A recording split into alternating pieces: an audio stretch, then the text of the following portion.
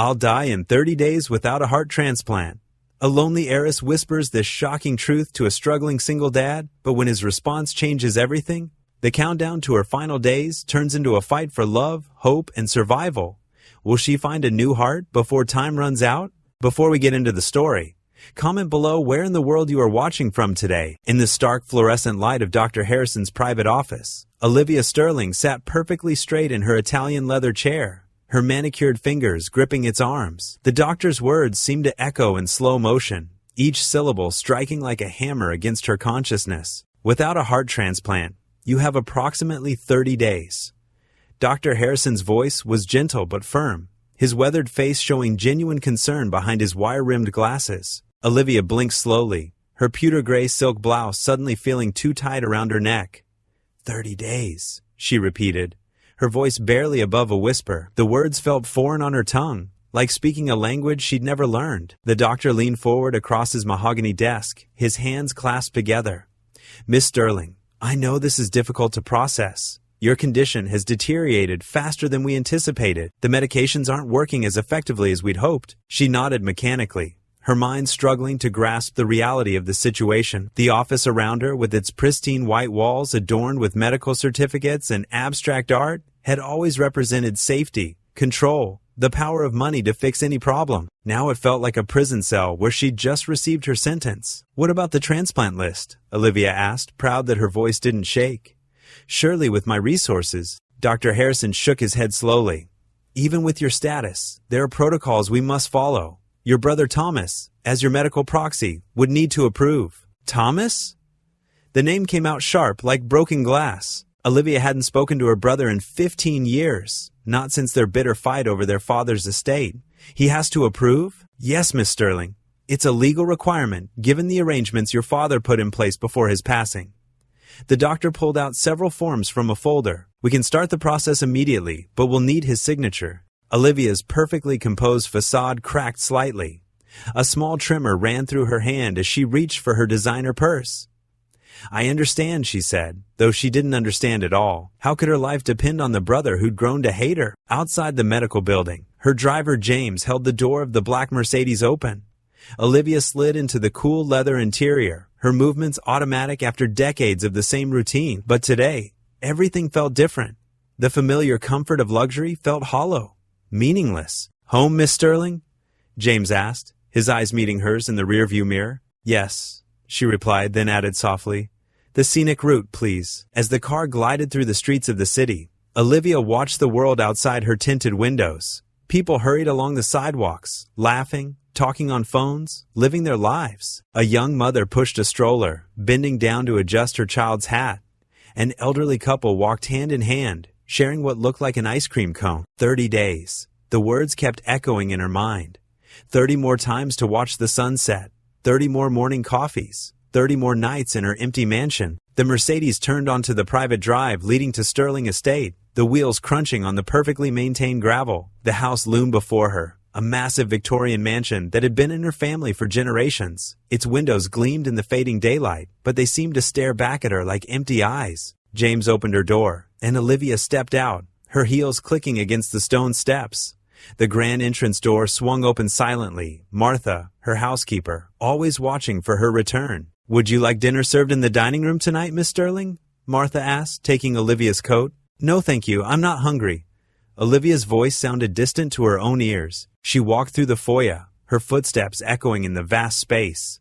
The walls were lined with portraits, generations of Sterlings, looking down at her with painted eyes.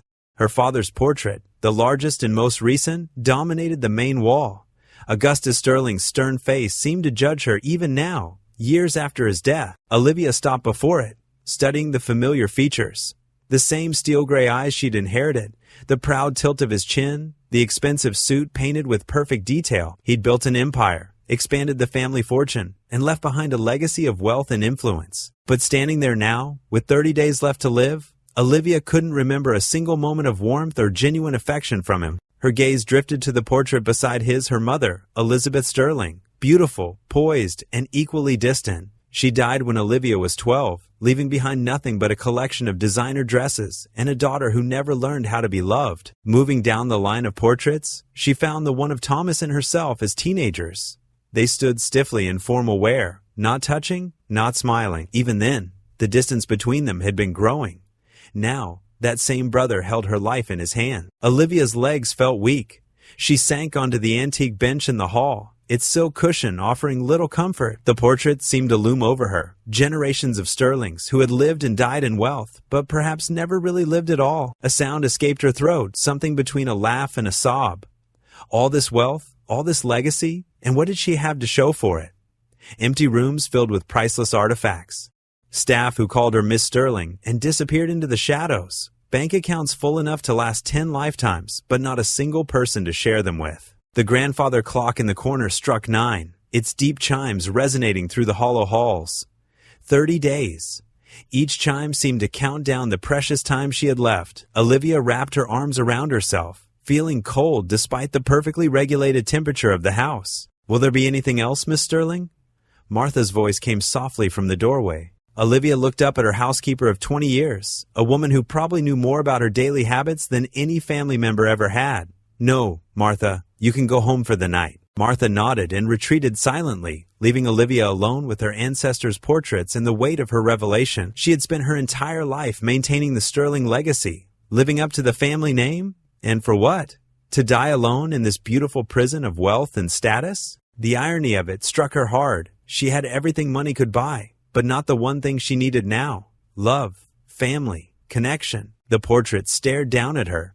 Generation after generation of Sterlings, who had built this fortress of wealth, but perhaps had never known real happiness either. In the growing darkness of the hall, Olivia Sterling, heiress to one of the largest fortunes in the state, finally admitted to herself just how poor she truly was. Morning sunlight filtered through the towering windows of Olivia Sterling's mansion, but she hadn't slept. The diagnosis from yesterday kept replaying in her mind like a broken record. 30 days. The words felt both impossibly short and achingly long. She changed from her silk pajamas into a simple beige sweater and slacks, probably the plainest outfit she owned. Today, she couldn't bear to put on her usual armor of designer clothes. What was the point? The mansion's silence pressed in on her.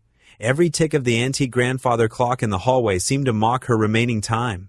She had to get out, had to move, had to breathe different air. "I'm going out, Edwards," she called to her butler, her voice shakier than she'd intended. No need for the car. Walking through the iron gates of her estate, Olivia found herself meandering down unfamiliar streets. The morning crowd bustled around her, mothers pushing strollers, shop owners setting up their displays, teens rushing to school. All these people with their ordinary lives stretched endlessly before them. She envied even the harried-looking woman juggling grocery bags and a crying toddler. The quaint downtown area was a stark contrast to her usual haunts. Here, the buildings were weathered but well-loved, with hand-painted signs and window boxes full of spring flowers. She passed a small bakery, the scent of fresh bread making her realize she hadn't eaten breakfast. When was the last time she'd actually felt hungry? That's when she saw it. The Pine Grove Community Center. The red brick building looked tired, its paint peeling around the edges, but there was something welcoming about it. A colorful banner hung crookedly across the entrance. After-school programs. All welcome. Olivia stopped, recognition dawning. 6 months ago, her accountant had suggested this place as a tax write-off. She'd signed the check without a second thought. Now, she found herself drawn to the worn concrete steps. Through the glass doors, she could see children's artwork decorating the walls. Construction paper, butterflies, and finger-painted trees created a cheerful patchwork. The lobby was simple but clean, with mismatched furniture that somehow worked together. A small girl's voice rang out, clear as a bell. "Daddy, look! I drew our house!" Olivia's gaze followed the sound. A young girl, perhaps 10 years old, was bouncing excitedly beside a tall man who was hanging artwork on a bulletin board. The child's brown curls danced with her movement, and her blue eyes sparkled with pride. The man, presumably her father, turned from his task, and Olivia caught her breath. He wasn't traditionally handsome, but there was something striking about his face. Laugh lines crinkled around kind eyes, and his smile as he looked at his daughter was full of genuine warmth. "That's beautiful, Grace," he said, his voice rich and gentle. "Why don't you add it to the wall?" The girl, Grace, carefully selected a pushpin from a small container. As she stretched up on tiptoe to hang her drawing, she noticed Olivia standing in the doorway. Instead of shying away, Grace's face lit up with a smile that seemed to brighten the entire room. "Hello, are you here for the art show?" Olivia found herself stepping further into the lobby, drawn by the child's openness. "Art show?" The man turned, noticing her presence. "We're putting together a small exhibition of the children's artwork," he explained, wiping his hands on his jeans before extending one. "I'm Daniel Carter, the center's handyman, and this is my daughter, Grace." "Olivia Sterling," she replied automatically, taking his hand. His grip was firm but gentle, his palm calloused from work. She couldn't remember the last time she'd shaken someone's hand without it being a business transaction. Grace was already pulling another drawing from a folder. "I made this one yesterday," she said, holding it out to Olivia. "It's a garden with butterflies and a rainbow. Do you like butterflies?" The drawing was exactly what you'd expect from a 10-year-old, simple shapes, bright colors, and a sun with a smiling face in the corner. But there was something about it that touched Olivia deeply. Perhaps it was the pure joy evident in every crayon stroke, or the way Grace offered it so freely, without expectation. Yes, I do like butterflies." Olivia managed, her throat suddenly tight. She found herself kneeling down to Grace's level, something she couldn't remember doing with any child before. "This is lovely. You're quite the artist." Grace beamed, then looked at her father questioningly. At his slight nod, she held out the drawing. "You can have it if you want. I can make another one." Olivia's hands trembled slightly as she accepted the paper. Such a simple gift, yet it felt more precious than any of the expensive artwork hanging in her mansion. "Thank you, Grace. That's very kind of you." Daniel watched this exchange with gentle curiosity, his head tilted slightly. "Would you like some coffee, Miss Sterling? We just made a fresh pot in the kitchen." For the first time since yesterday's diagnosis, Olivia felt something other than despair. A tiny spark of warmth, as delicate as a butterfly's wing but undeniably real. She looked at the drawing in her hands, then at Grace's hopeful face, and finally at Daniel's kind eyes. The afternoon sun cast long shadows across the community center's worn linoleum floor as Olivia Sterling pushed open the glass door. Her heels clicked against the tiles, echoing in the quiet hallway. She clutched her designer handbag, inside which she'd placed her checkbook like a shield. The familiar scent of coffee and something warm, possibly cookies, wafted from the main room. Following the aroma, she found Daniel Carter arranging folding chairs around several tables, pushed together to form one long surface. He looked up, surprise flickering across his friendly face. "Mrs. Sterling, Grace will be thrilled you came back." "Please, call me Olivia." She shifted her weight, uncomfortable with the formality. "I wanted to discuss making a donation to help with the center's programs." Daniel straightened up, wiping his hands on his jeans. "That's very kind of you, but you picked an interesting time. We're about to have our weekly community potluck. Nothing fancy, just neighbors sharing a meal together." "Oh, I shouldn't intrude then." Olivia took a step back, but Daniel's warm chuckle stopped her. "Nonsense. You'd be more than welcome to join us." Grace made her famous mac and cheese. His eyes crinkled at the corners. "Well, famous in our household at least." Before Olivia could protest, the door burst open, and Grace bounded in, carrying a foil-covered casserole dish. "Dad, Mrs. Rodriguez is bringing her enchiladas and Aunt Liv." The girl's face lit up upon seeing Olivia. "You came back." The nickname caught Olivia off guard, warming something deep in her chest. She hadn't been called anything but Mrs. Sterling in years. More people started filtering in, carrying dishes and warm greetings. Mrs. Rodriguez, a grandmother with silver-streaked hair, set down a steaming pan of enchiladas. The Mitchell twins brought potato salad. Mr. Cooper, the retired mailman, contributed his world-famous cornbread. "Please stay," Daniel said quietly, noticing Olivia's hesitation. "There's always room for one more." Something in his voice, the genuine warmth, the complete lack of agenda, made her nod. I'd like that." Grace immediately pulled her toward the serving table. "You have to try everything, especially Dad's chicken. He makes it with special herbs from our garden." The next hour passed in a blur of introductions, laughter, and more food than Olivia had seen outside of catered events. But this was different. Every dish came with a story, every person with a warm smile and genuine interest in conversation. She found herself seated between Grace and Daniel, her plate piled with home-cooked dishes that put her private chef's creations to shame. The little girl chattered about school, her art projects, and how her dad was teaching her carpentry. "She's already better at birdhouses than me," Daniel admitted with pride. "Dad, That's not true. Grace giggled. Remember when I made that crooked one? It had character, Daniel winked. The birds loved it. Olivia watched their easy affection, the way they finished each other's sentences and shared private jokes. It made her chest ache with a different kind of pain than her failing heart. After dinner, as people began clearing tables, Olivia insisted on helping. Daniel tried to wave her off, but she picked up a stack of plates anyway. Please, let me do something useful. They fell into a rhythm in the small kitchen. Daniel washing, Olivia drying, while Grace wrapped leftovers for people to take home. The domesticity of it felt foreign, yet somehow right. Thank you, Olivia said softly, setting aside another dried plate. I can't remember the last time I enjoyed a meal so much. You're welcome here any time. Daniel passed her a sudsy bowl. We're not fancy, but we're real. The simple sincerity in his voice cracked something inside her. Maybe it was the warmth of the evening, the lingering comfort of good food and better company, or just the weight of her secret becoming too heavy to bear alone. I'm dying. The words slipped out before she could stop them. She gripped the counter, avoiding his gaze. Without a heart transplant, I have less than 30 days. The steady stream of water from the faucet stopped. In the sudden quiet, Olivia could hear cheerful goodbyes from the main room. Oblivious to the bomb she'd just dropped in the kitchen. I'm sorry, she backpedaled, mortified. I shouldn't have. Then let's live these 30 days as if they're all that matters. She looked up, expecting pity or discomfort in Daniel's expression. Instead, she found steady determination and something that looked remarkably like hope. What? 30 days is enough time to make memories that last forever. He dried his hands on a dish towel, turning to face her fully.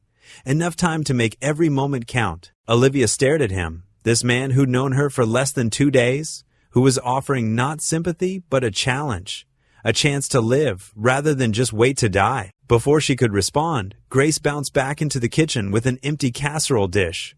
Dad, can we have ice cream now? Morning sunlight filtered through the oak trees as Olivia stood at the edge of Henderson Park, feeling oddly out of place in her cream-colored silk blouse and tailored slacks. She watched Grace Carter bouncing on her toes near a red checkered blanket spread across the grass, while Daniel unloaded a wicker basket from his weathered pickup truck. Miss Sterling, you came!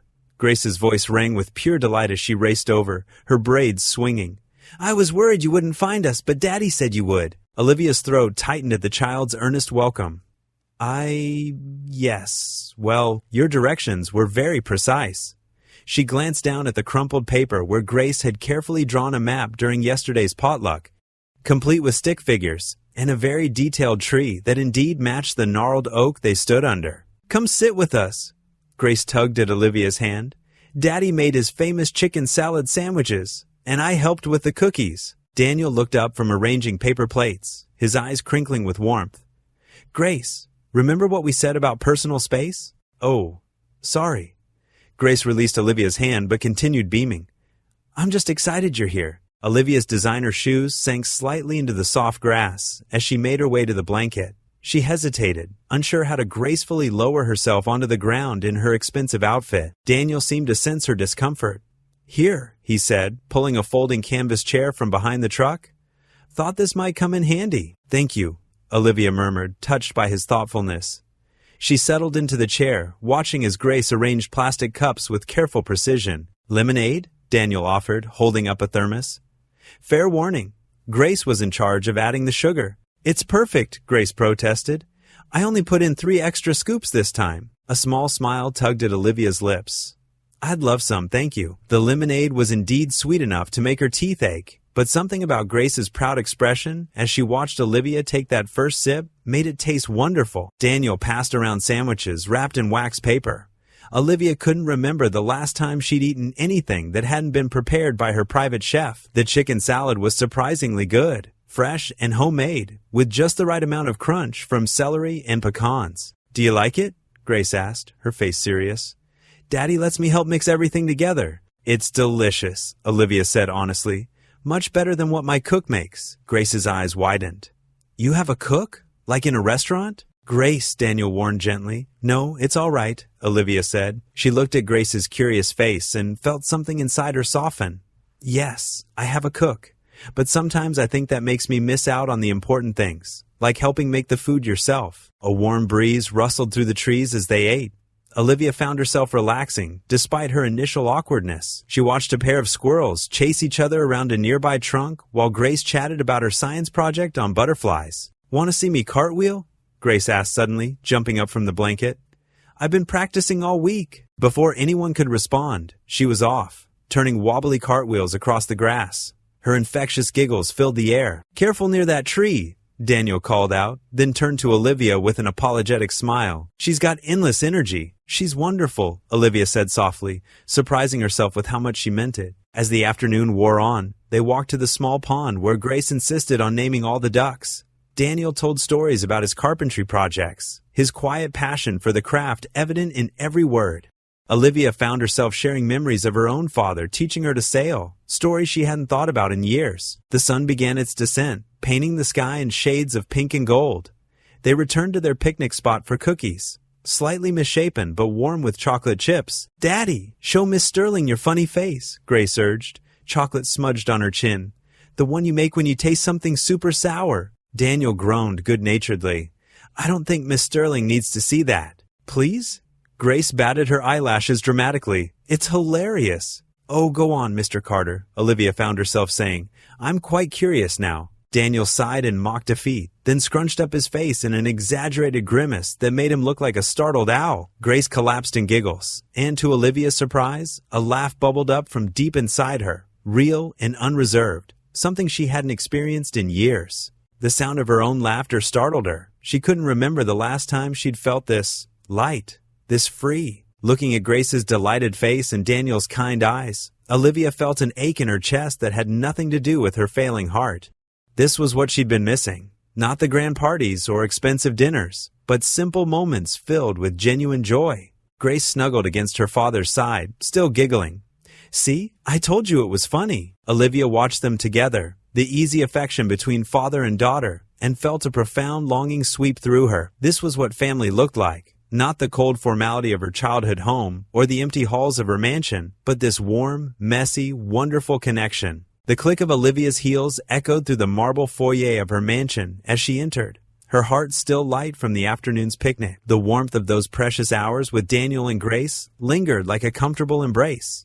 She hadn't expected such simple pleasures, watching Grace chase butterflies, sharing Daniel's homemade sandwiches, feeling the grass beneath her fingers to fill her with such joy. But her contentment shattered the moment she stepped into her living room.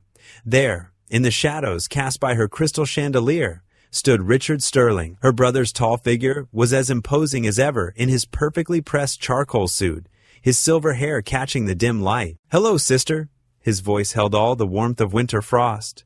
"I see you've been socializing with the common folk." Olivia's spine stiffened. "What are you doing here, Richard? Dr. Harrison called me." Richard moved toward her desk, picking up a silver frame holding a photo of their parents. "As your medical proxy, he felt obligated to inform me of your situation. That's private medical information." Olivia's hands trembled slightly, but she kept her voice steady. Richard's laugh was sharp and hollow. "Private? Nothing in this family is private, Olivia. You should know that by now." He set the frame down with deliberate care. "I've already spoken with the transplant board. You won't be listed." The words hit Olivia like a physical blow. "You? What? Come now, sister. Did you really think you deserved another chance? After everything you've done?" Richard's eyes narrowed. "After how you turned mother and father against me? I never," Olivia's voice caught, "I never turned them against you. They loved us both." "Loved us both?" Richard's voice rose. "They left you controlling interest in the foundation. You, who never showed any business sense, who wanted to give our money away to every charity case that crossed your path." Olivia wrapped her arms around herself, feeling the chill despite the warm evening. "Is that what this is about? The foundation?" "This is about justice." Richard straightened his already immaculate tie. "You've wasted enough of our family's legacy. I won't let you waste a perfectly good heart too. I'm your sister," Olivia whispered, her voice breaking. "Your own flesh and blood." "Blood?" Richard's laugh was cruel. "Blood didn't matter when you supported Father's decision to keep me off the board. Blood didn't matter when you sided with Mother about my divorce. Why should it matter now?" Tears threatened, but Olivia blinked them back. She thought of Grace's innocent smile, of Daniel's quiet strength. "You can't do this." "I already have." Richard pulled a thick envelope from his jacket. "These papers give me full control over your medical decisions." Dr. Harrison agreed it was best, given your emotional state. Emotional state? Olivia's voice shook. I'm dying, Richard. Without that transplant, then perhaps you should have thought about that before betraying your family. He dropped the envelope on her desk. Goodbye, sister. I trust you'll spend your remaining time reflecting on your choices. Richard's footsteps echoed across the marble floor, followed by the heavy thud of the front door closing. Only then did Olivia's legs give way. She sank to the Persian rug, her body racked with sobs. The crystal perfection of her mansion seemed to mock her now. What good were the antique furnishings, the priceless art, the designer clothes? They couldn't buy her what she needed most: time, hope, love, love. The word caught in her mind, bringing with it Grace's gap-toothed smile as she'd shared her peanut butter sandwich. Daniel's gentle eyes as he'd listened to her fears without judgment. The way they'd made room for her on their picnic blanket, as if she'd always belonged there. Olivia pressed her hands to her chest, feeling her failing heart beat beneath them. Richard might have the power to deny her a transplant, but he couldn't take away the gift she'd received today, the knowledge that somewhere in this world, two people had shown her real kindness without asking anything in return. Her tears slowed. She was still sitting on the floor, but her breathing had steadied. On the wall above her, the stern faces of her parents stared down from their portrait. What would they think of Richard's cruelty? Of her own desperate longing for connection? The afternoon sun slanted through her windows, catching the crystal vase on her coffee table. Inside it were the wildflowers Grace had picked for her, already slightly wilted but still beautiful in their imperfection, like the love she'd glimpsed today, not polished and proper like everything else in her life, but real and warm and true. Olivia touched one of the delicate petals. She might have only days left, but she wouldn't spend them drowning in Richard's bitterness. She would hold on to the memory of Grace's laughter, of Daniel's compassionate words. Then let's live these 30 days as if they're all that matters. Because maybe, just maybe, they did. The morning sun barely penetrated the heavy clouds as Olivia's car pulled into the community center's parking lot. Her hands trembled on the steering wheel, Richard's cruel words from the night before still echoing in her mind. She sat there for a long moment, watching families arrive for the day's activities, their laughter a stark contrast to her inner turmoil. Taking a deep breath, she stepped out of her car. Her designer shoes, usually a source of confidence, felt out of place on the cracked concrete. The building's worn exterior, which she had once viewed with detachment, now felt like a sanctuary. As she approached the entrance, the door swung open. Grace burst out, her face lighting up at the sight of Olivia. "Aunt Liv, you came back!" The child's enthusiasm made Olivia's heart catch in her throat. No one had ever been so genuinely happy to see her. "I hope it's okay that I'm here," Olivia said softly, smoothing her skirt with nervous hands. "Dad says you're always welcome," Grace declared, grabbing Olivia's hand and pulling her inside. The warmth of the child's small fingers wrapped around hers felt like an anchor in a storm. Inside, Daniel was arranging chairs for the morning's activities. He looked up, his expression softening with concern when he saw Olivia's face. "Grace, honey, could you help Mrs. Thompson with the craft supplies?" Grace squeezed Olivia's hand before skipping away, leaving them alone. Daniel stepped closer, his voice gentle. "Rough night?" The simple question broke something in Olivia. Her carefully maintained composure cracked, and tears welled in her eyes. "My brother," she managed to say, her voice barely above a whisper. "He's going to block the transplant, he says." She couldn't finish the sentence. Daniel's face darkened with concern. "Here, sit down," he said, pulling up 2 chairs. The metal scraped against the floor as they sat, the sound echoing in the quiet room. "Tell me everything." Olivia found herself pouring out the whole story about Richard's visit, his cold determination to deny her the transplant, his cruel words about her not deserving a second chance. As she spoke, her hands twisted in her lap, her knuckles white with tension. "He's wrong," Daniel said firmly when she finished. His voice carried the quiet authority of someone who knew truth from lies. "Everyone deserves a chance at life, Olivia. Everyone deserves love." "But what if he's right?" Olivia whispered. "What if I don't deserve?" "Stop right there," Daniel interrupted, his eyes kind but determined. "That's fear talking. And fear lies." From across the room, Grace's voice rang out. "Can we pray for Aunt Liv?" Olivia turned to see Grace standing there, her craft supplies forgotten. The child's face showed such earnest concern that it made Olivia's heart ache. "Come here, sweetheart," Daniel called, and Grace hurried over. Without hesitation, she took both Olivia's hands in hers. Other people in the center began gathering around them, forming a circle of support Olivia had never experienced before. Grace closed her eyes, her young face serious. "Dear God," she began, her voice clear and strong. "Please help Aunt Liv. Her brother is being mean, but you're bigger than mean brothers. Please give her a new heart so she can stay with us and help at the center and come to more picnics. And please help her brother remember how to be nice. Amen." Olivia opened her eyes to find tears streaming down her face. Around her, the circle of people, some she knew, others strangers, all echoed, "Amen." Their faces showed genuine concern, real care for her well-being. "You're not alone in this fight," Daniel said quietly. "You have us now." Mrs. Thompson, an elderly volunteer, stepped forward and squeezed Olivia's shoulder. "We're all here for you, dear." Looking around at these people who asked nothing of her but offered everything, Olivia felt something shift inside her. The despair that had threatened to overwhelm her began to recede, replaced by something warmer, stronger. "Thank you," she managed to say, her voice thick with emotion. "I don't know what I did to deserve such kindness." "You don't have to deserve kindness," Grace said matter-of-factly, still holding Olivia's hands. "That's why it's kind." Daniel smiled at his daughter's wisdom. "Grace is right, and she's also right about fighting. Your brother doesn't get to decide your worth, Olivia. Only you can do that." Olivia straightened in her chair, drawing strength from the warmth surrounding her. "Then I choose to fight," she said, her voice growing stronger.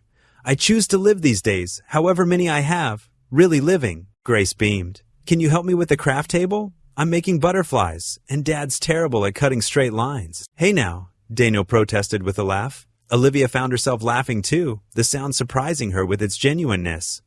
"I would love to help with butterflies," she said, standing up. Looking at Daniel, she added softly, "Thank you for everything." He shook his head.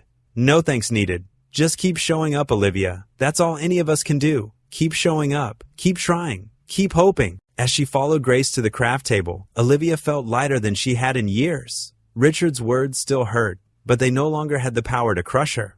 Here, among these people who asked nothing of her wealth but offered everything of their hearts, she had found something money could never buy: genuine care, simple kindness, and the strength to hope. The morning light finally broke through the clouds outside, streaming through the windows and catching the glitter on Grace's butterflies. Olivia picked up a pair of scissors, ready to help create something beautiful.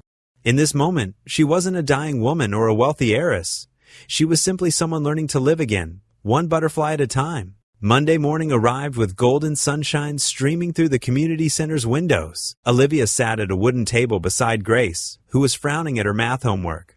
The little girl's pencil tapped against the paper in frustration. "I just don't get fractions," Grace sighed, slumping in her chair. Olivia leaned closer, her silk blouse brushing against the worn tabletop. "Let me show you a trick my teacher taught me years ago." She took an apple from Grace's lunchbox and cut it into pieces. "See? When we divide things into equal parts, that's what fractions are all about." Grace's eyes lit up as understanding dawned. "Oh, so 3/4 is like having 3 pieces of the apple when it's cut into 4 parts?" "Exactly," Olivia smiled, warmth spreading through her chest as she watched Grace tackle the next problem with renewed confidence. Tuesday afternoon found them in Daniel's modest kitchen. The counter was dusted with flour, and the air smelled of vanilla and cinnamon. Daniel stood at the stove, stirring a pot of homemade sauce, while Olivia showed Grace how to roll cookie dough into perfect circles. "My mother never let me in the kitchen," Olivia admitted, flour streaking her dark hair. "She said it wasn't proper for a Sterling to cook." Daniel wiped his hands on his apron, his eyes kind. "Well, in this kitchen, everyone cooks, even if we make a mess sometimes." As if on cue, Grace accidentally knocked over the flour container, creating a white cloud that made them all burst out laughing. Wednesday brought them to the town's weekly farmers market. Olivia pushed a cart while Grace skipped ahead, pointing out colorful vegetables and fresh flowers. The vendors, who once viewed Olivia with cautious distance, now greeted her warmly. "Try this honey, Miss Sterling," Mrs. Thompson called from her booth. "Just harvested yesterday." Olivia sampled the golden sweetness, amazed at how something so simple could taste so perfect. Daniel appeared beside her with fresh tomatoes and herbs for dinner. "You're glowing," he said softly. "It suits you." Thursday evening, they attended the town's amateur theater production. Grace insisted on sitting between them, her small hands holding both of theirs during the funny parts. When the lead actor forgot his lines, the whole audience, including Olivia, helped prompt him with encouraging whispers. "That's what community means," Daniel explained later. "We lift each other up." Friday afternoon was spent at the park. Olivia watched in amusement as Grace tried to teach her the rules of hopscotch. Her expensive heels lay forgotten in the grass. As she hopped from square to square, Grace's delighted giggles making her feel decades younger. "You're getting better, Aunt Liv," Grace cheered, the nickname making Olivia's heart skip a beat. Daniel joined them after finishing work, his carpenter's tools still in his truck. He brought sandwiches and lemonade, and they had an impromptu picnic under an old oak tree. Saturday morning found them at the community center's volunteer day. Olivia helped sort donated clothes. Her manicured nails not stopping her from diving into the work, she found herself sharing stories with other volunteers, learning about their lives, their struggles, and their hopes. "You've got a good eye for organizing," Mrs. Martinez commented as they arranged the clothing racks. "We could use your help more often." That evening, Daniel taught both Olivia and Grace how to make birdhouses in his workshop. The smell of fresh sawdust and the rhythmic sound of sandpaper filled the air as they worked together. "Sometimes," Daniel said, guiding Grace's hands on the wood, "the most beautiful things come from the simplest materials." Sunday brought them to the local church. Olivia sat in the worn wooden pew, Grace's head resting against her arm during the sermon. The sunlight through the stained glass windows painted rainbow patterns on their faces as the congregation sang hymns that seemed to touch something long dormant in Olivia's soul. That night, back in her mansion that suddenly felt too big and too empty, Olivia sat at her antique desk. The leather-bound journal before her was expensive, but she'd never used it until now. Her pen moved across the page as she reflected on the past 7 days. "I've lived more this week than in the last 30 years, she wrote, each word carrying the weight of truth. "In trying to prepare for death, I've somehow learned how to live." Her hand paused over the paper, tears blurring her vision as she thought of Grace's unconditional acceptance, Daniel's quiet strength, and the community that had opened their arms to her. She looked around her opulent bedroom, realizing that true richness had nothing to do with the crystal chandelier above her or the Persian rugs beneath her feet. It had everything to do with the flour still under her fingernails from baking, the small splinter in her thumb from building birdhouses, and the sound of Grace's laughter echoing in her memory. It was in Daniel's gentle encouragement and the way the townspeople now called her by her first name instead of Miss Sterling. She closed the journal, holding it close to her chest. For the first time since receiving her diagnosis, her heart felt truly full. Daniel Carter stood in his kitchen at dawn, carefully writing names and tasks on small pieces of paper. Grace sat at the table, still in her pajamas, munching on cereal and watching her father with bright eyes. "Do you think Miss Olivia has ever had a real birthday party, Dad?" Grace asked, milk dribbling down her chin. Daniel handed her a napkin with a gentle smile. "I don't think so, sweetheart. That's why we're going to make this one special." He glanced at his list. Mrs. Peterson from the bakery had agreed to make the cake. Mr. Thompson would handle the decorations at the community center, and Grace's school choir teacher, Miss Roberts, had enthusiastically offered to have the children perform. "Remember, not a word to Miss Olivia," Daniel reminded Grace, who nodded solemnly while making an exaggerated zipping motion across her lips. Throughout the morning, Daniel made discreet phone calls between his carpentry jobs. The whole town seemed eager to help. Perhaps they'd all seen the lonely figure Olivia cut as she walked the streets in her expensive clothes, or maybe they'd been touched by the way she'd slowly opened up at recent community events. At the grocery store, Mrs. Martinez promised to bring her famous tamales. "That woman needs more meat on her bones," she declared, patting Daniel's arm, "and more love in her heart. We'll give her both." By afternoon, Daniel was at the community center, directing volunteers who hung streamers and arranged chairs. The space transformed from its usual humble appearance into something magical. Paper lanterns cast warm glows across the ceiling, and hand-painted banners proclaimed, "Happy Birthday, Olivia," in cheerful colors. Grace arrived with her choirmates after school, their small voices filling the room with practice runs of "Happy Birthday." Daniel's heart swelled as he watched his daughter take her role seriously, standing straight and tall in the front row. "Daddy," Grace whispered during a break, tugging at his sleeve, "can I give Miss Olivia my special drawing first, before everyone else gives their presents?" "Of course you can, sweetheart." He knelt down to her level. "That's what makes it even more special. It comes from your heart." As evening approached, Daniel picked up the phone one last time.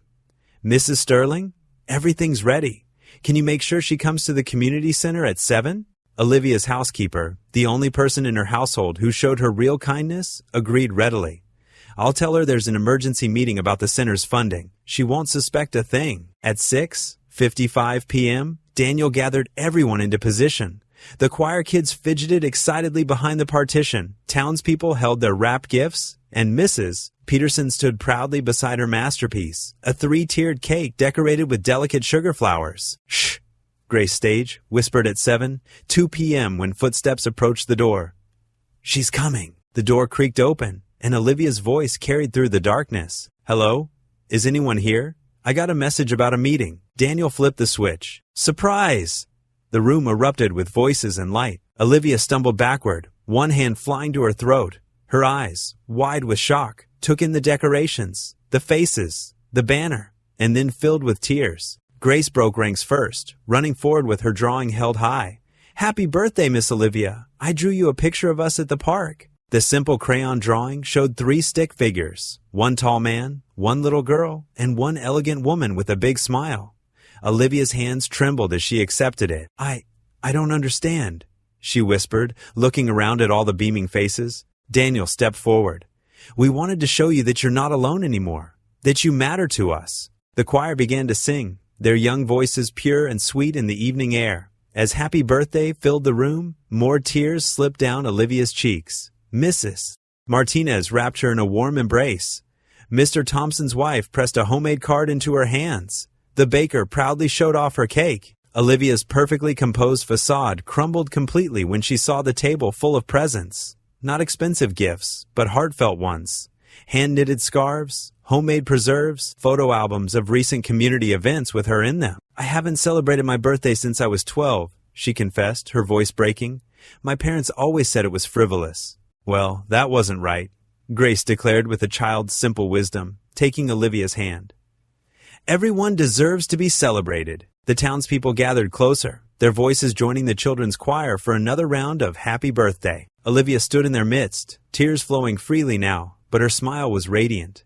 For the first time in decades, she wasn't Olivia Sterling, the wealthy heiress. She was just Olivia, a woman surrounded by people who had chosen to love her. Daniel watched as his daughter led Olivia to the cake, as neighbors hugged her and shared stories, as genuine laughter replaced her usual careful chuckle.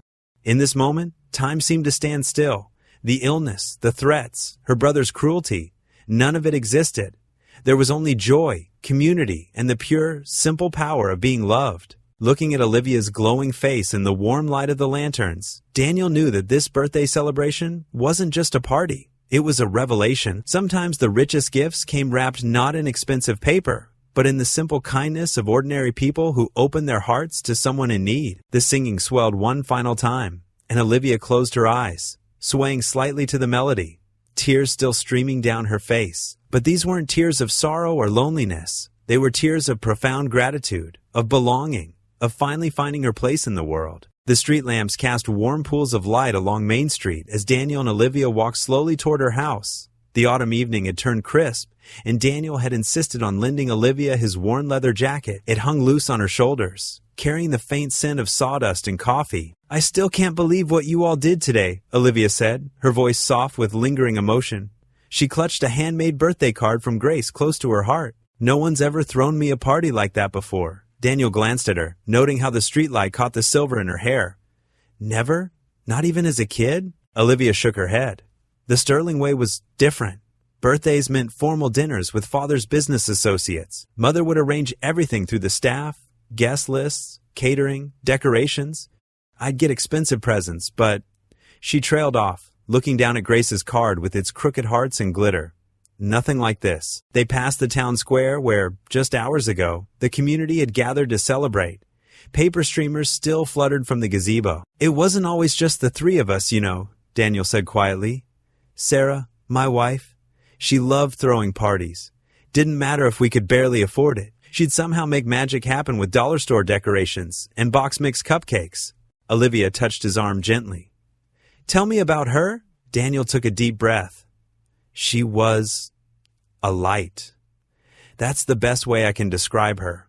Could walk into a room and make everyone feel special. When she got sick, she still insisted on hosting Grace's 6th birthday party from her hospital bed. Had all the kids crowd in, wearing those little paper hats. His voice grew thick with memory. They walked in understanding silence for a moment. Olivia spoke first.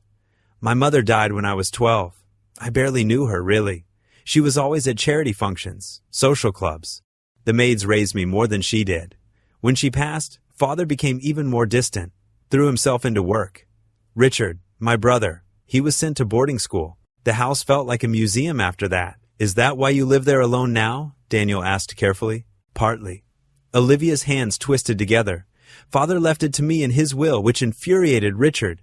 He thought, as the son, it should be his. But I couldn't leave. It was the only home I knew, empty as it was. I kept thinking if I just decorated differently, filled it with art and music, it would feel warmer. She gave a small, sad laugh. 30 years later, and I'm still trying. They turned onto Maple Avenue, where Olivia's Victorian mansion loomed ahead.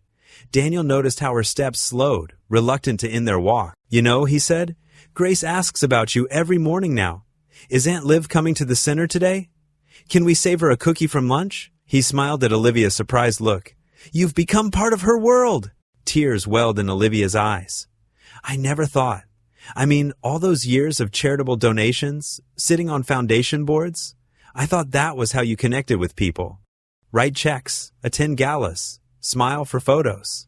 But this past week, just sitting with Grace, helping her with math homework or hearing about her day, she wiped her eyes. It feels real in a way nothing else has. They reached her front gate. Daniel turned to face her, his expression earnest in the moonlight. That's because it is real, Olivia. No pretense, no expectations, just life. Messy and simple and true. Olivia clutched his jacket closer. I was so lonely before, she whispered. I didn't even realize how much until now. You're not alone anymore, Daniel said firmly. Whatever happens, you have us. You have this whole town. She nodded, unable to speak. Daniel squeezed her hand gently before saying goodnight. Olivia watched him walk away, his figure growing smaller under the street lamps. Inside her massive house, Olivia moved through familiar rooms that somehow felt different now. She changed into her nightgown and sat at her vanity, looking at her reflection. The woman who stared back seemed softer somehow, less rigid. Her eyes held a warmth that hadn't been there before. She carefully placed Grace's birthday card on her bedside table, propping it up so she could see the child's careful writing. Happy birthday, Aunt Liv. I love you. Simple words that held more meaning than any expensive gift she'd ever received. Lying in her big 4-poster bed, Olivia felt something shift inside her chest. Not the physical pain she'd grown used to, but a different sensation, like a knot slowly loosening. For the first time in decades, the silence of the house didn't feel oppressive. Instead, it held echoes of today's laughter, the warmth of shared stories, the promise of tomorrow's connections. As sleep began to claim her, Olivia's last thoughts were of Grace's gap-toothed smile, of Daniel's gentle understanding, of neighbors who had hugged her without hesitation. The walls she'd built around her heart were crumbling, replaced by something far more precious, a sense of finally, truly belonging. The morning sun streamed through the community center's windows, casting long shadows across the worn hardwood floors. Olivia stood near the craft table, watching Grace carefully arrange colorful paper flowers they had made together. Her heart swelled with affection as the little girl's tongue poked out in concentration. Look, Aunt Liv. Grace held up a bright yellow creation. This one's for... The world suddenly tilted. A crushing pressure seized Olivia's chest, stealing her breath. The paper flower slipped from Grace's hand as Olivia stumbled backward, knocking over a chair. Her vision blurred, dark spots dancing at the edges. Daniel! Grace's frightened cry pierced the air. Daddy, help! Daniel burst through the doorway from his office, his face draining of color when he saw Olivia gripping the edge of the table, her knuckles white. He crossed the room in 3 long strides, catching her just as her knees buckled. Olivia, stay with me. His voice was steady but urgent. He lowered her gently to the floor, cradling her head. Mrs. Henderson, he called out to the elderly volunteer in the next room. Call 911. Olivia tried to focus on Daniel's face, but everything seemed distant, as if she were underwater. The pain in her chest intensified, radiating down her left arm. She could hear Grace crying somewhere nearby. Take care of Grace, Olivia managed to whisper, her fingers weakly clutching Daniel's shirt. Don't let her see. Sarah, Daniel called to another volunteer. Please take Grace to the reading room. His attention returned to Olivia, his palm warm against her clammy cheek. Just breathe, nice and slow. Help is coming. The next few minutes blurred together in a haze of voices and movement. Paramedics arrived, their efficient hands checking vitals, attaching monitors. Olivia caught fragments of their rapid-fire medical speak. BP dropping. Arrhythmia. Possible cardiac event. I'm riding with her. Daniel's voice cut through the fog. He hadn't let go of her hand. The ambulance ride was a symphony of sirens and beeping monitors.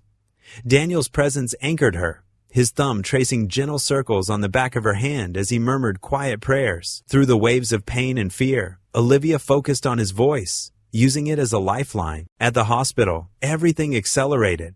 Doctors in white coats swooped in, rattling off questions about her medical history. Nurses efficiently transferred her to a bed, hooking up more monitors, and starting an IV. Daniel stood at the edge of the room, his worried eyes never leaving her face as he answered what questions he could. Miss Sterling. A grave-faced doctor finally approached her bed, chart in hand. I'm Dr. Matthews. We've reviewed your records and run preliminary tests. I'm afraid your condition has deteriorated significantly faster than expected. Olivia tried to sit up straighter, but the movement sent fresh pain through her chest. Daniel stepped closer, his hand finding her shoulder in silent support. Your brother Richard Sterling contacted us this morning. Dr. Matthews continued, his expression tightening. He's exercised his medical power of attorney to formally block your placement on the transplant list. The words hit like physical blows. Olivia closed her eyes, hot tears sliding down her temples.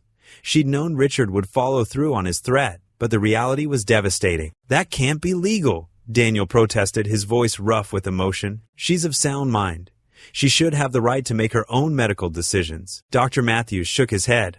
Unfortunately, the paperwork is binding. It was signed years ago, giving Mr. Sterling full authority over major medical decisions if Miss Sterling became seriously ill. Without his approval, we cannot proceed with listing her for transplant. Olivia felt the walls closing in.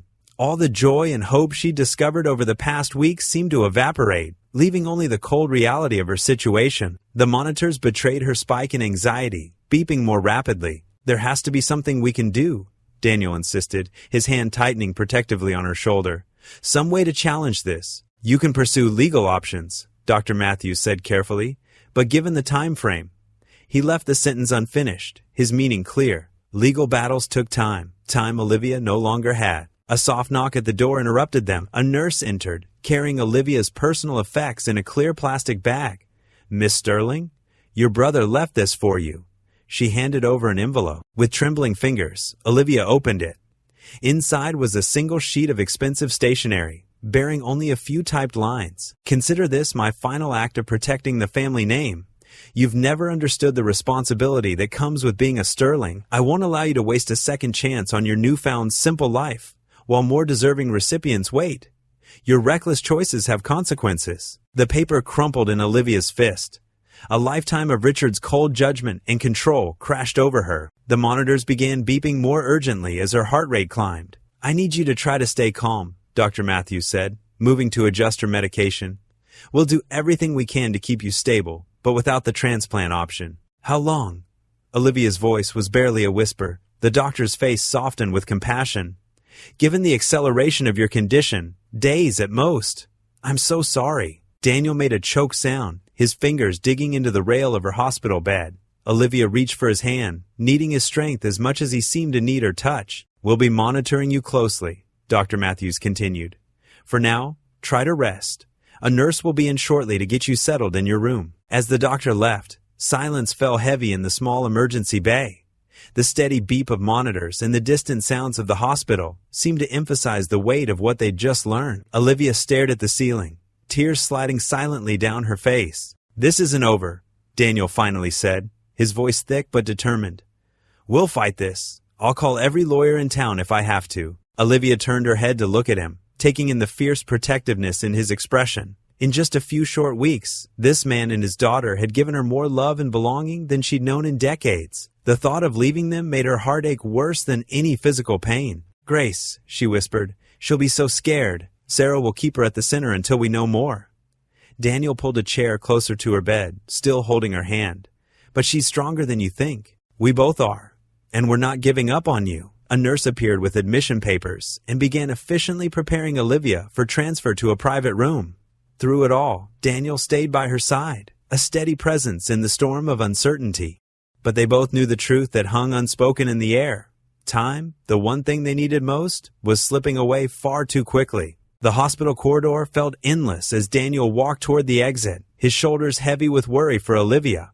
His footsteps echoed against the sterile tiles, matching the nervous rhythm of his heart. He hadn't slept since Olivia's collapse, and exhaustion pulled at every muscle. A sharp voice cut through his thoughts. "Mr. Carter." Daniel turned to find a tall man in an expensive charcoal suit blocking his path. Richard Sterling's cold eyes sized him up like a predator studying prey. Two men in dark suits flanked him, their presence making the hallway feel smaller. "Mr. Sterling." Daniel kept his voice steady, though his pulse quickened. "I was just heading back to check on your sister." Richard's lip curled. "No, you weren't." He stepped closer, his polished shoes clicking against the floor. "You're going to walk out of this hospital and never contact my sister again." "That's not going to happen." Daniel planted his feet firmly, squaring his shoulders despite the difference in their heights. "Olivia needs support right now, not isolation." "Support?" Richard laughed, but there was no warmth in it. "What she needs is for opportunists like you to stop taking advantage of her vulnerability. Did you think I wouldn't look into you, Mr. Carter? A struggling single father, barely making ends meet at that pitiful community center?" Daniel felt his face flush, but he held Richard's gaze. "Money isn't everything, Mr. Sterling. Your sister understands that now." "My sister is dying." Richard's voice turned to ice. "And you're using her condition to manipulate her emotions. What's your angle? Looking for an inheritance?" "That's not—" "Let me be clear." Richard moved even closer, lowering his voice. "I've spent the morning speaking with Child Protective Services. It would be a shame if someone raised concerns about Grace's living conditions. A single father, working multiple jobs, leaving his daughter unsupervised." Daniel's heart stopped. "You wouldn't dare. Try me." Richard's smile was sharp as a blade. "I have friends in family court. One phone call, and you'll spend the next year fighting to keep custody of your daughter. Can you afford those legal bills, Mr. Carter?" Images of Grace flashed through Daniel's mind. Her drawings on the fridge, her laughter at breakfast, her small hand in his as they walked to school. The thought of losing her made his knees weak. "And that community center you're so proud of?" Richard continued. "I own the bank that holds its mortgage, one signature, and it's foreclosed. How many families would that affect? All because you couldn't mind your own business." Daniel's hands clenched into fists at his sides.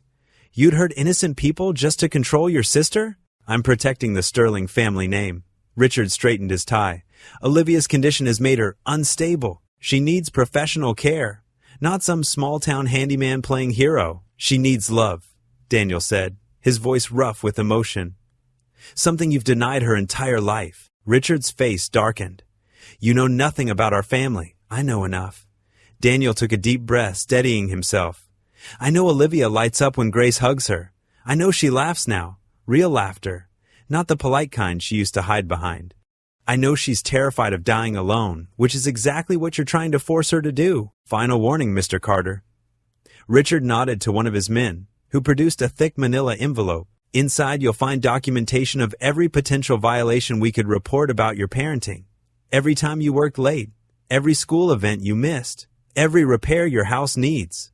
One word from me, and it all goes to the authorities." Daniel's throat tightened as he took the envelope, its weight like lead in his hands. The papers inside could destroy everything he'd built for Grace, everything he'd promised his late wife he'd protect. "Think about your daughter," Richard said softly, almost kindly. "Is my sister worth losing her over?" The question hung in the air between them. Daniel closed his eyes, seeing Grace's face, hearing her prayers for Aunt Liv every night before bed. He thought of Olivia's transformation over the past weeks, how she'd gone from a lonely woman in a mansion to someone who belonged, who mattered, who loved and was loved in return. Opening his eyes, Daniel handed the envelope back to Richard. "Keep it." "Excuse me?" "Keep your threats." Daniel's voice grew stronger with each word. "You can take everything I own. You can make my life hell. But you can't make me abandon someone who needs help. That's not the example I want to set for my daughter." Richard's face flushed with anger. "You're making a terrible mistake." "No," Daniel said quietly. "You are. And someday, you'll have to answer for how you treated your sister when she needed you most." He stepped around Richard and his men, heading back toward Olivia's room. His hands were shaking, and his future had never felt more uncertain, but his steps were steady. Behind him, he heard Richard call out one last time, "You'll regret this, Carter." Daniel didn't turn around.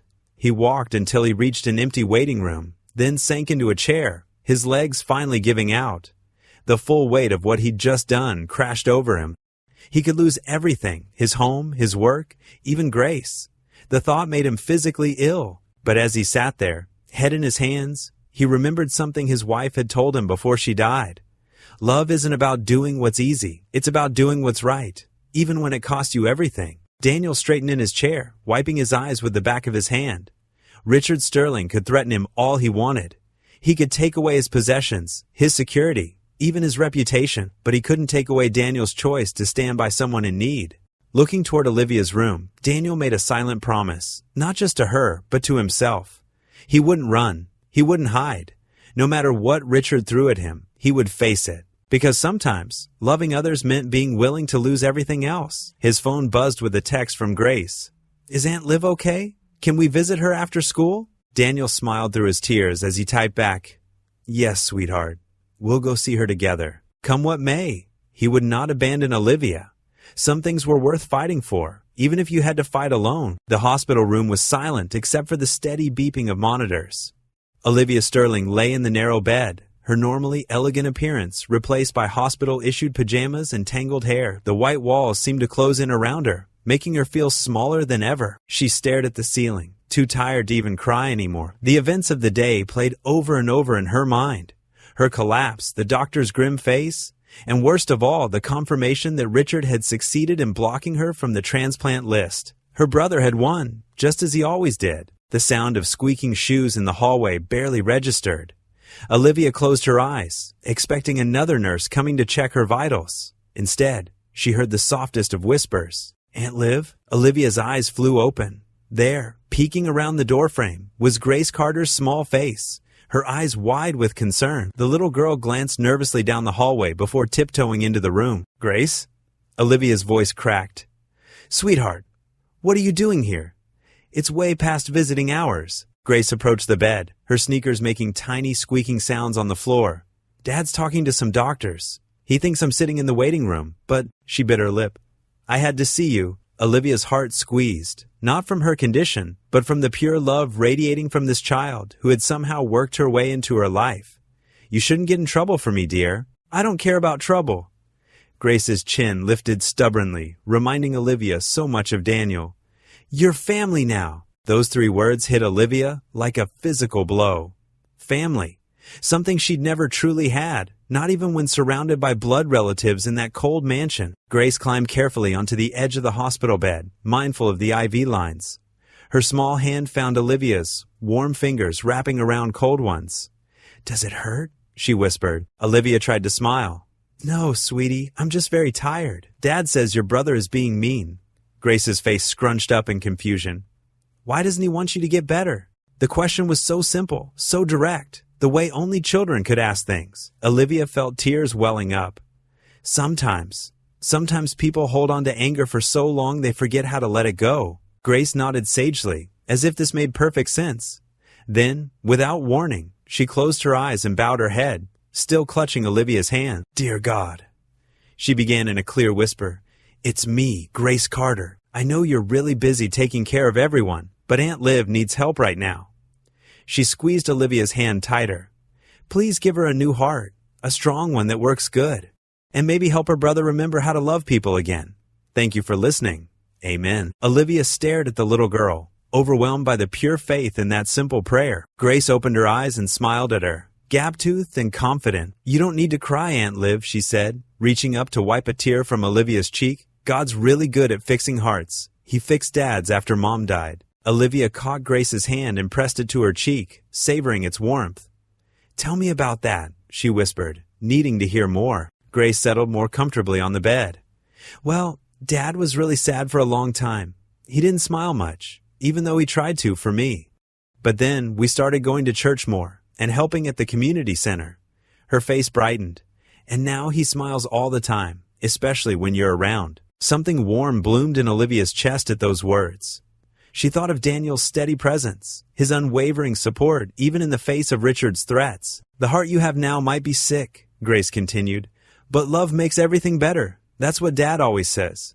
She paused, thinking, "And you have lots of love now."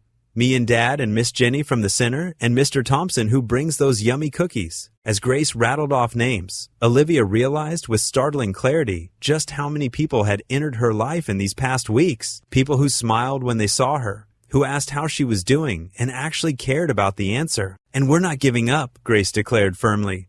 Dad says we're going to fight for you no matter what your mean brother says. Olivia couldn't speak past the lump in her throat. Instead, she tugged Grace closer, and the little girl carefully snuggled against her side, mindful of the tubes and wires. Want to hear a secret? Grace whispered after a moment. Every night before bed, I make the same wish. I wish that you'll get better and stay with us forever, because you make Dad happy, and you help me with my math homework way better than he does. A wet laugh escaped Olivia. Oh, sweetheart. Grace Carter, Daniel's worried voice came from the doorway. I've been looking everywhere for you. Grace sat up, not looking the least bit guilty. I was helping Aunt Liv feel better. Daniel's expression softened as he took in the scene. His daughter curled up next to Olivia, their hands still clasped together. I see that. He came into the room, his face tired but warm. But it's late, honey. We should let Olivia rest. Just 5 more minutes? Grace pleaded, looking between them with hopeful eyes. Daniel hesitated, then nodded. 5 minutes. I'll wait outside. After he left, Grace turned back to Olivia. Can I say one more prayer before I go? Olivia nodded, unable to speak. Grace closed her eyes again, her face serious with concentration. Dear God, it's me again. Please watch over Aunt Liv tonight. Send her good dreams and make sure she knows she's not alone anymore. And thank you for bringing her to us. Amen. The simple prayer, spoken with such certainty, broke something open in Olivia's heart. As Grace hugged her goodbye and Daniel led her away with a gentle smile, Olivia felt tears sliding down her cheeks. But they weren't tears of despair anymore. In the quiet of her hospital room, she closed her eyes, Grace's words echoing in her mind. You're not alone anymore. For the first time since her collapse, since Richard's cruel verdict, Olivia felt a tiny spark of hope flicker back to life in her chest. That spark grew stronger as she drifted off to sleep, her hands still warm from Grace's touch, her heart full of a child's unwavering faith and love. The morning sun cast long shadows across the town square as Daniel Carter worked tirelessly, setting up a makeshift podium with his weathered carpenter's hands. His movements were quick but careful, driven by both urgency and purpose. The square, usually quiet at this hour, buzzed with activity as townspeople streamed in from every direction. Need any help there, Daniel? Called out Pastor Mike, his collar visible under a warm jacket. The older man carried a stack of handmade signs under his arm. Thanks, Pastor. Could you help set up these chairs? Daniel gestured to the folded chairs leaning against the podium. His voice was tired but determined. He hadn't slept much since Olivia's collapse, spending his nights planning this gathering while Grace stayed with a neighbor. People began filling the square. Shopkeepers who remembered Olivia's quiet visits, teachers from Grace's school, families Daniel had never met but who had stories about the anonymous donations that had helped them through hard times. Mrs. Rodriguez from the community center kitchen dabbed at her eyes with a tissue. She paid for my Manuel's surgery, Mrs. Rodriguez told anyone who would listen. Never wanted recognition. Just sent the check through her lawyer with a note saying, be well. Daniel watched as more stories emerged. The owner of the local bookstore revealed how Olivia had secretly funded their children's reading program. A young mother spoke of scholarship money that appeared just when she'd lost hope of attending nursing school. The crowd grew larger than Daniel had dared hope. Some carried signs reading, Save Olivia Sterling and Love Conquers All. Others held candles, though the morning sun made them invisible. The gathering wasn't just a protest. It felt more like a family coming together for one of their own. Grace appeared at Daniel's side, clutching her favorite stuffed rabbit. Is this going to help Aunt Liv? She asked, her voice small but hopeful. Daniel knelt beside his daughter, straightening her jacket. We're showing her brother that Olivia matters to all of us, that she's not alone anymore. Local news vans began arriving, their reporters setting up cameras. Daniel hadn't called them. Word had spread on its own. He stepped up to the podium, his heart pounding. Public speaking had never been his strong suit, but love made people brave in ways they never expected. Thank you all for coming, he began, his voice carrying across the now hushed square. Most of you know Olivia Sterling as the quiet woman from the big house on the hill, but today, I want to tell you about the Olivia I've come to know. Daniel shared the story of their first meeting, of Grace's drawing, of potluck dinners and park picnics. His voice grew stronger as he spoke of Olivia's transformation from a lonely woman into someone who laughed freely and loved deeply. And now, he continued. Her own brother is denying her the chance to live, not because of medical reasons, but because of old grudges and cold hearts. One by one, people stepped forward to share their stories. Mrs. Rodriguez spoke of Manuel's surgery. The bookstore owner described how Olivia would secretly visit just to watch children reading in the new beanbag chairs she'd provided. A teenager told how an anonymous donation had saved his family's farm. Pastor Mike stepped up next. I've known Richard Sterling for 20 years, he said, his voice grave. And I've watched him choose pride over love time and again. But today, we're here to show him that love is stronger than pride. Grace tugged at Daniel's sleeve, wanting to speak. He lifted her up to the microphone, his heart swelling with pride as she faced the crowd without fear. Aunt Liv taught me how to make paper cranes, Grace said clearly. She said they're wishes that fly up to heaven. I made one every night, wishing she could be my real aunt forever. She pulled a slightly crumpled paper crane from her pocket. Please don't take her away, Mr. Sterling. Please give her a new heart. A movement at the edge of the crowd caught Daniel's attention. Richard Sterling stood there, partially hidden behind a tree, his usually stern face showing signs of uncertainty. He watched as more people came forward. The grocery store owner who spoke of Olivia's weekly donations to the food bank, a teacher who revealed how Olivia had anonymously funded the school's art program, an elderly man who wept while describing how she'd paid for his wife's hospice care. The crowd had swelled to fill the square.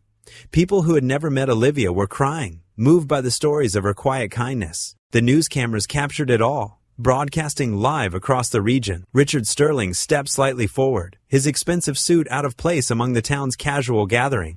His face showed the first cracks in his carefully maintained facade as he watched a group of children release paper cranes into the air.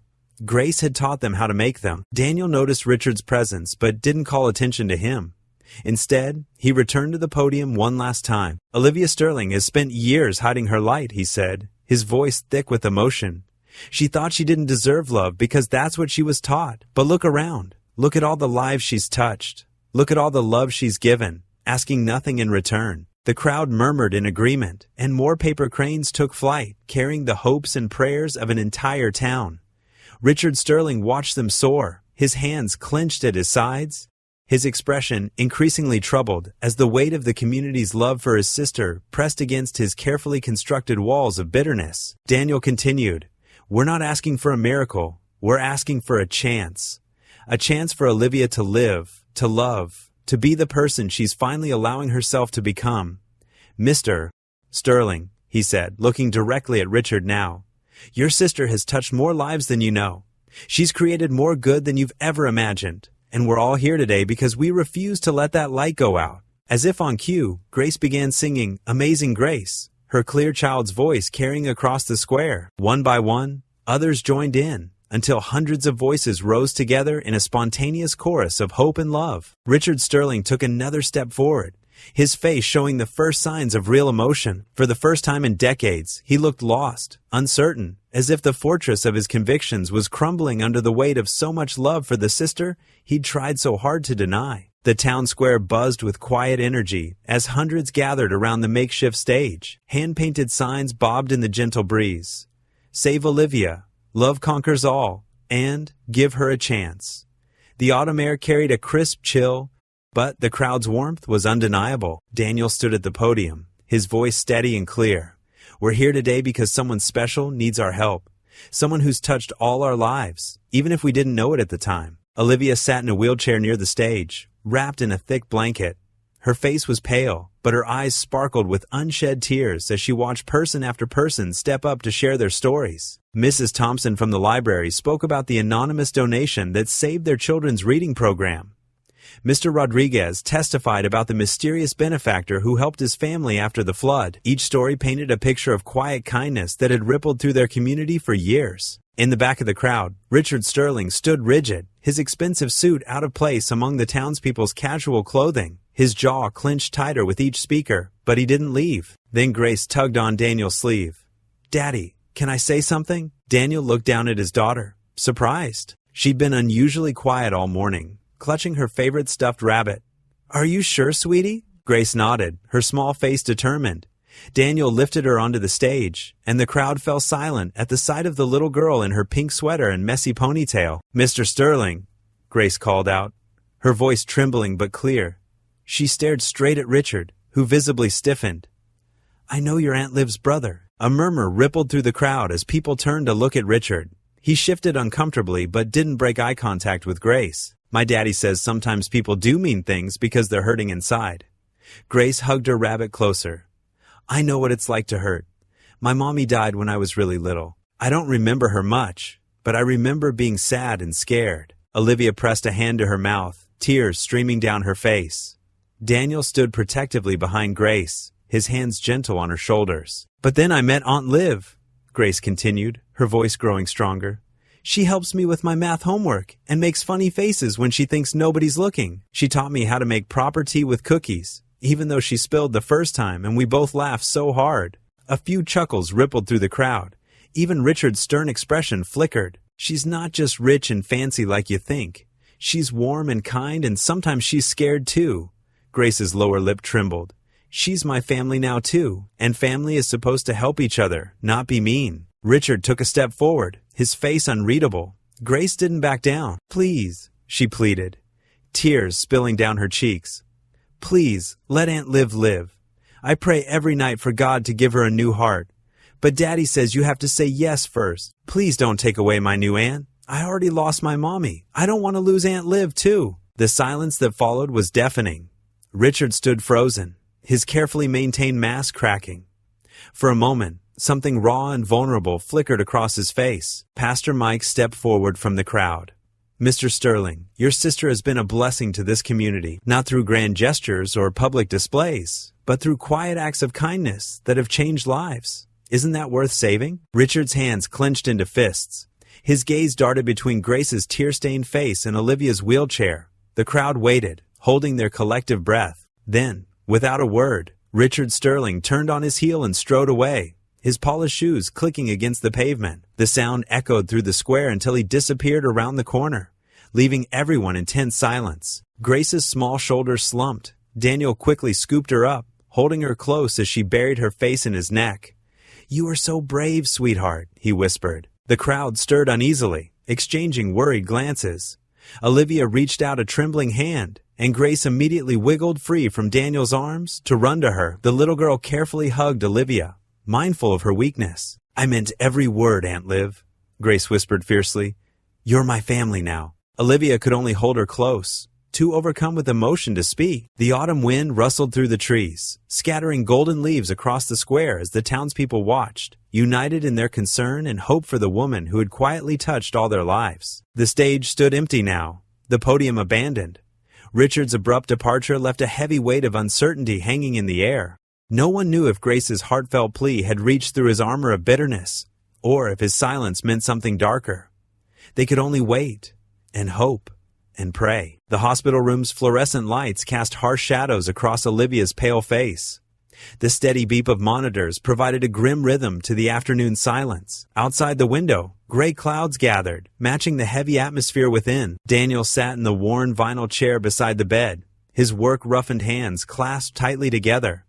His eyes never left Olivia's face, watching each labored breath with growing concern. The past 2 days had been a blur of doctors, nurses, and steadily worsening news. Grace curled up in the chair next to him, her small frame wrapped in the handmade quilt she'd brought from home. She'd refused to go to school, insisting on staying with Aunt Liv.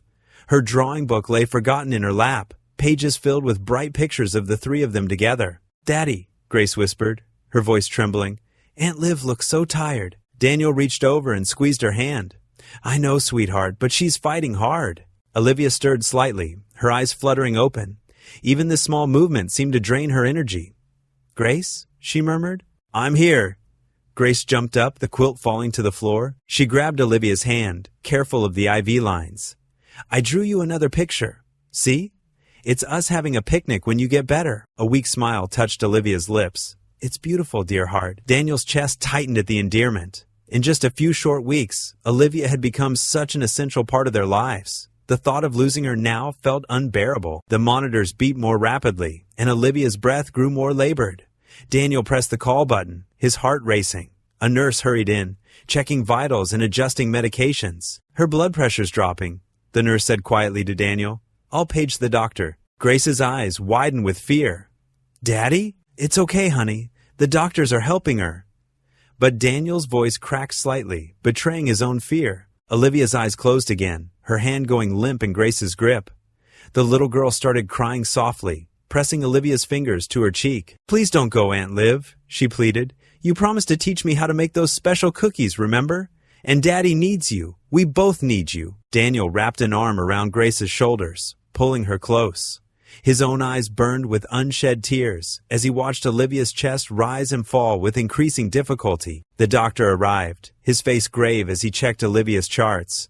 "Mr. Carter, perhaps it would be better if—" The phone on the wall rang sharply, cutting through the tension. The doctor answered it, his expression shifting from annoyance to surprise. "Yes, I understand. Right away." He hung up and turned to them, his eyes bright. "We've found a match. A donor heart just became available at Memorial Hospital in the city." Daniel stood so quickly his chair scraped across the floor. "What?" "The donor is a perfect tissue match for Miss Sterling. We need to move quickly." "But Richard," Daniel interrupted, "her brother won't approve it." The doctor held up his hand. "That's being handled. Right now, we need to prep Miss Sterling for immediate transfer. The transplant team is already assembling." Grace bounced on her toes, hope lighting up her tear-stained face. "Did you hear that, Aunt Liv? They found you a new heart." The room burst into activity. Nurses rushed in, preparing equipment for transport. Olivia's eyes opened again, confusion and hope warring in her tired gaze. "Daniel?" she whispered. He leaned close, taking her hand. "They found a heart, Olivia. You're going to get your second chance." A single tear rolled down her cheek. "But Richard," as if summoned by his name, a shadow appeared in the doorway. Richard Sterling stood there, his usual immaculate appearance slightly disheveled. His face showed signs of sleepless nights, and his hands trembled as he clutched a folder of papers. The room fell silent. Grace stepped forward, placing herself between Richard and Olivia's bed like a tiny guardian angel. Richard's eyes moved from his sister's pale face to Grace's determined stance, then to Daniel's protective posture. Something in his rigid expression cracked. His voice was rough. "I have the consent forms." Daniel felt hope surge through him, but he remained cautious. "You're agreeing to the transplant?" Richard stepped into the room, his shoes clicking on the linoleum floor. He looked at Olivia again, and this time there was something different in his gaze, something that looked almost like regret. "The little girl's speech at the rally," he said quietly. "She said Olivia was her family now." He swallowed hard. "I've spent decades telling myself our family's reputation was all that mattered. But watching that child," he gestured to Grace, "she showed me what family really means." Olivia made a soft sound, reaching weakly toward her brother. Richard moved closer, his usual coldness melting away. "I'm sorry, Liv," he whispered, using the childhood nickname for the first time in years. "I've been so wrong." He turned to the doctor, holding out the folder. "Where do I sign?" The fluorescent lights of the surgical wing cast long shadows in the empty hallway as nurses wheeled Olivia's gurney toward the operating room. Daniel and Grace walked alongside until they reached the double doors marked "Authorized Personnel Only." Olivia's face was pale, but her eyes held a glimmer of hope as she looked up at them. The surgical cap made her seem smaller somehow, more vulnerable. "Grace, sweetheart," Olivia whispered, reaching out a trembling hand. "Thank you for being my little angel." Grace clutched Olivia's fingers, tears streaming down her face. "You have to come back, Aunt Liv. You promised we'd make cookies together." "I'll do my very best." Olivia managed a weak smile, then turned to Daniel.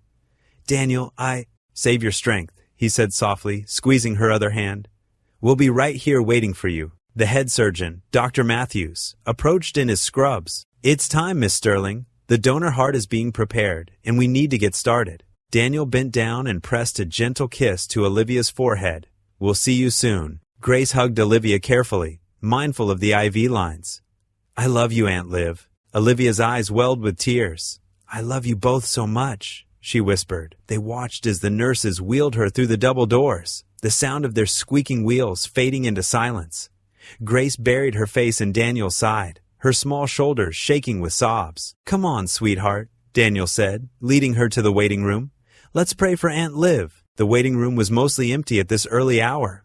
A few other families sat in scattered clusters, all wearing the same worried expressions. The walls were painted a soft blue that was probably meant to be calming, but it only made everything feel colder. Daniel settled into one of the vinyl chairs, pulling Grace onto his lap. She curled against his chest like she used to do when she was smaller, clutching her worn prayer journal. "Dear God," Grace began in a wavering voice.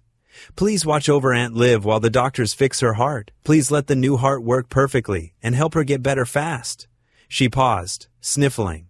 And please let her know we're waiting for her and that we love her very much. Amen. Amen, Daniel echoed, his own voice thick with emotion. The minutes crawled by like hours. Grace eventually dozed off, exhausted from worry and tears. Daniel sat motionless, not wanting to disturb her, while his mind raced with prayers and memories of the past few weeks. He remembered Olivia's first awkward attempt at their community center potluck, how she'd brought an expensive catered dish, and then ended up preferring Grace's simple mac and cheese. The way she'd gradually learned to relax and laugh, her elegant reserve melting away to reveal such warmth and kindness. More people began filtering into the waiting room as morning turned to afternoon. Martha from the community center arrived with sandwiches and coffee. Pastor Jim came to sit with them for a while, offering quiet words of encouragement. Even some of Grace's teachers stopped by briefly. The whole town's praying for her, Martha said softly, patting Daniel's shoulder. We're all pulling for our Olivia. Our Olivia. The words brought fresh tears to Daniel's eyes. How quickly she'd become part of their community, their family. The thought of losing her now was unbearable. Grace stirred and woke, immediately looking around. Is Aunt Liv okay? Did the doctor come? Not yet, honey, Daniel assured her. But no news is good news. It means they're taking their time and being careful. They played cards to pass the time, though neither could focus much on the game. Grace drew more pictures in her journal. Daniel paced. The hands of the wall clock moved with agonizing slowness. 4 hours passed. 5, 6. Finally, after what felt like an eternity, Dr. Matthews appeared in the waiting room doorway. His surgical cap was off, and he looked tired but satisfied. Daniel's heart leaped into his throat as he stood, lifting Grace with him. The entire room seemed to hold its breath. Dr. Matthews smiled. The transplant was a complete success. Miss Sterling came through beautifully, and the new heart is already functioning well. Grace let out a squeal of joy, throwing her arms around Daniel's neck. He hugged her tightly, tears of relief streaming down his face. When can we see her? Grace asked eagerly. She'll be in recovery for a few hours, Doctor, Matthews explained. Once she's moved to the ICU, you can visit briefly. She'll be very groggy from the anesthesia, but I'm sure she'll want to see you both. Thank you, Daniel managed, his voice cracking with emotion. Thank you so much. Martha and the others who'd stayed to wait crowded around, offering hugs and congratulations. Grace bounced with excitement, already planning get-well cards and decorations for Olivia's room. Daniel sank back into his chair, overwhelmed with gratitude. He closed his eyes and whispered a prayer of thanks, his heart so full it felt like it might burst. Daddy? Grace touched his arm. Can we go to the gift shop and get Aunt Liv some flowers? Yellow ones are her favorite. Of course, sweetheart. Daniel stood, taking her hand. As they walked toward the elevator, he glanced back at the doors leading to surgery. Beyond them, Olivia was beginning her journey of recovery, her new heart beating strong and steady with the promise of tomorrow. The fear and uncertainty of the past weeks began to lift, replaced by hope and joy. Their little family had faced its first major crisis together and emerged stronger. Whatever challenges lay ahead, they would face them the same way, with faith, love, and the unshakable bond they'd forged. The late autumn breeze rustled through the trees lining Main Street as Olivia Sterling took her first steps back into town since her surgery 6 weeks ago. Her hand trembled slightly as she gripped her light jacket closer, but not from weakness, from the overwhelming emotion of seeing the familiar storefronts and faces that had become so dear to her. Mrs. Peterson from the bakery was the first to spot her. Olivia! Oh, thank heavens! The plump woman rushed forward, wiping flour-covered hands on her apron before wrapping Olivia in a gentle hug. We've all been praying for you, dear. Word spread quickly through the small town. Within minutes, people emerged from shops and homes, gathering around her with warm smiles and tears of joy.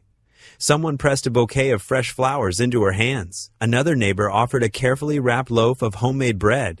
Each face held genuine care that still amazed her. These people who had known her such a short time now felt more like family than her own flesh and blood ever had. You look wonderful, Sarah from the library said, squeezing her hand. That new heart of yours must be full of love already. Olivia touched her chest, feeling the steady rhythm beneath. It is, she whispered. Thanks to all of you. Through the crowd, she spotted the community center where it had all begun. where a little girl's drawing had first cracked the walls around her heart, where a kind man's words had given her hope when she'd lost all of it. As if summoned by her thoughts, Grace's voice rang out. "Aunt Liv!" The 10-year-old darted through the crowd and threw herself carefully into Olivia's arms. "Daddy said you were coming today, but I didn't know when, and I've missed you so much." Olivia held the child close, breathing in the scent of strawberry shampoo and childhood innocence. "I've missed you too, sweetheart, more than you know." When she looked up, Daniel stood a few feet away, watching them with an expression that made her heart, her new, strong heart, skip a beat. Their eyes met, and the world seemed to slow around them. "Welcome back," he said softly. The crowd, sensing the moment, began to disperse with knowing smiles and gentle pats on Olivia's shoulder. Soon, only the three of them remained on the sidewalk, bathed in golden afternoon light. "The center's been too quiet without you," Grace declared, taking Olivia's hand. "Nobody makes hot chocolate like you do." Daniel chuckled. "I seem to remember you saying my hot chocolate was the best just last week." "Well, that was before I remembered Aunt Liv's." Grace tugged them toward the community center. "Can we have some now, please?" Inside, everything was exactly as Olivia remembered. The mismatched furniture, the children's artwork on the walls, the slight squeak of the floorboards near the kitchen, but it felt different now, or perhaps she was the one who had changed. While Grace busied herself gathering mugs and marshmallows, Daniel and Olivia stood in comfortable silence by the window. The late afternoon sun painted everything in shades of gold and amber. "The doctors say I'm healing faster than expected," Olivia said quietly. "They can hardly believe the difference in my test results." Daniel smiled. "Love is the best medicine. Is that what this is?"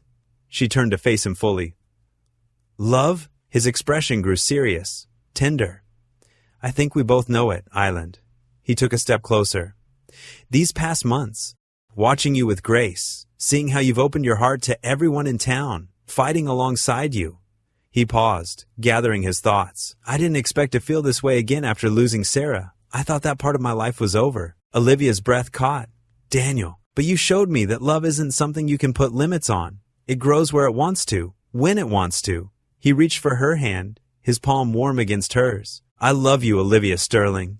Not because you needed saving, but because you taught me how to live again too." Tears blurred Olivia's vision as she looked at their joined hands.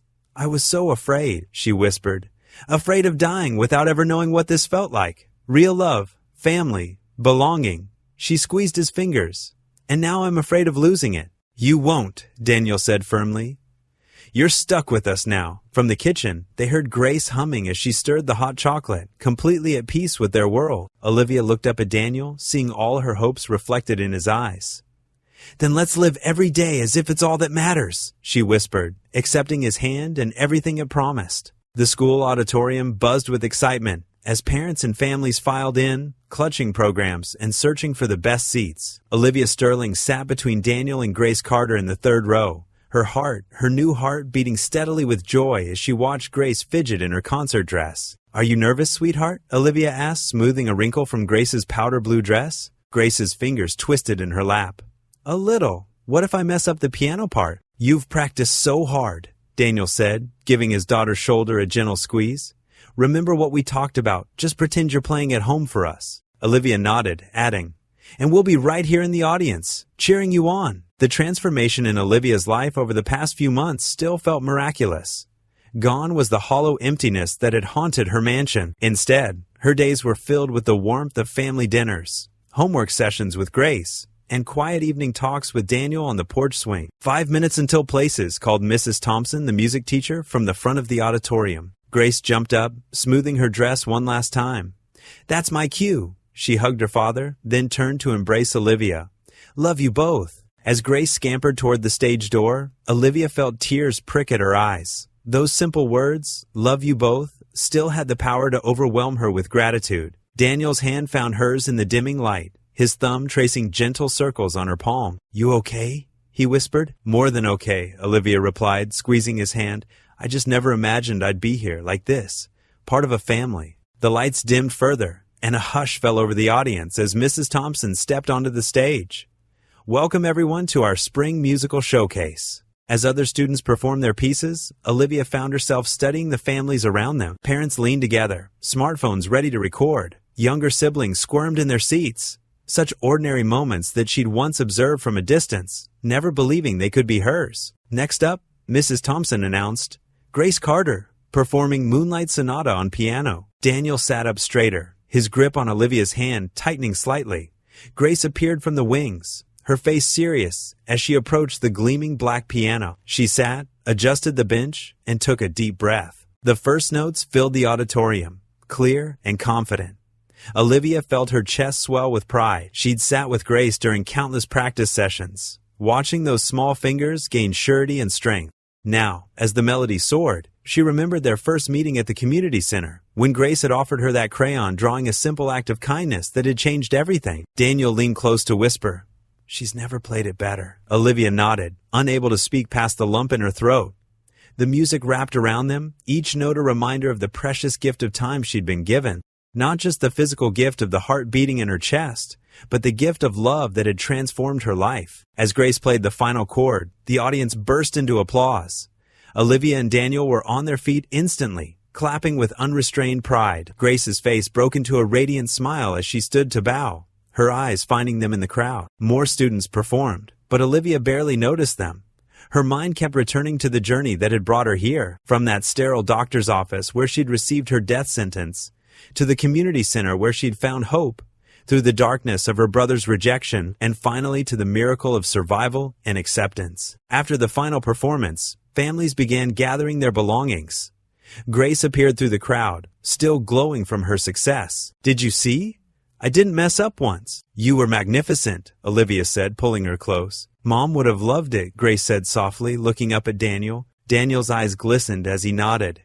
Yes, she would have. And she'd be so proud of you, just like we are. The mention of Daniel's late wife no longer brought awkwardness or guilt. They'd learned to honor her memory while embracing their new family bonds. Grace had taught them that love multiplies rather than divides. As other families filed out, they remained in their seats, savoring the moment. Grace snuggled between them, humming snippets of her piece. The stage lights began to dim one by one, casting long shadows across the empty seats. Daniel's arm stretched behind Grace to rest on Olivia's shoulder. Should we celebrate with ice cream? Can we get hot fudge sundaes? Grace asked eagerly. I think that's the perfect way to celebrate such a wonderful performance, Olivia agreed. They stood together, hands naturally finding each other's in the growing darkness. As the last stage light faded, Olivia felt the steady rhythm of her heart, her new heart beating in perfect harmony with the love surrounding her. The thought came unbidden but true. I was given a new heart, but what I found was a new family. What would you do if you were in their place? Comment your answer below and let's see how you'd rewrite the ending. If you enjoyed the story of Olivia Sterling, I handpicked the next story that you will enjoy. Please don't miss this one. Click here to watch it.